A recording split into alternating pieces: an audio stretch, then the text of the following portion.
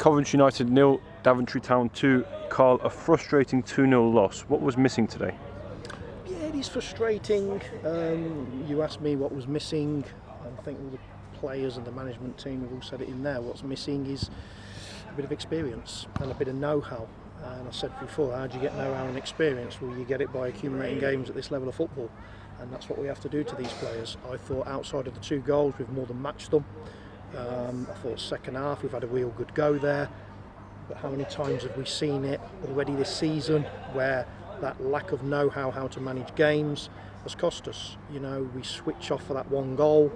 You know, you're playing against a striker there that scored their 2 goals, played in the Football League, you know, on a huge wage.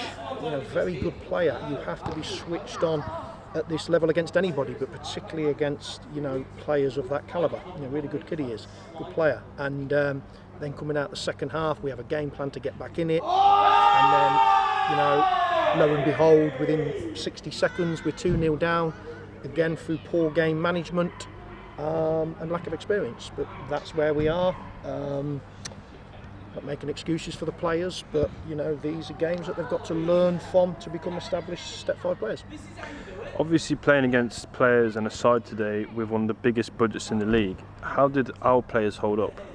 Yeah, as I say, I thought they'd done well. You know, I said before this league started, you can almost predict the 7 or 8 that are going to be, you know, pushing to get out of this league purely because of their resources.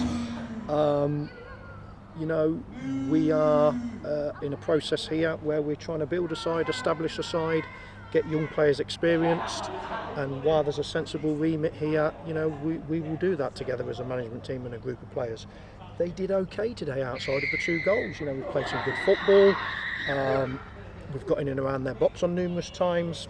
But as I say, this is an unforgiving level of football that if you don't stay switched on, if you don't have know-how in your side, you know, we can all have wishful thinking, but, you know, sensibility says that you're not going to be at the top end of this table. How did the timings of both goals affect the players' mentality for the rest of the match? Yeah, well, massively, because as I say, the game plan was going well, you know, and I thought the back four was doing all right. You know, young Jack Wells in there, Jimmy, young Assad and Zach. You know, I thought they were containing their attacks quite well. I thought they were dealing with their, you know, striker well. And then again, he just drifts on the blind side. We don't quite pick him up. It's an error.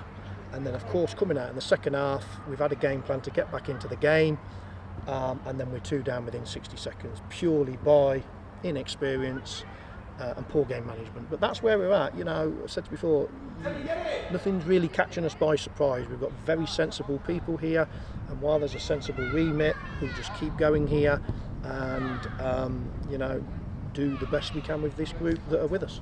Thank you, Carl. Pleasure.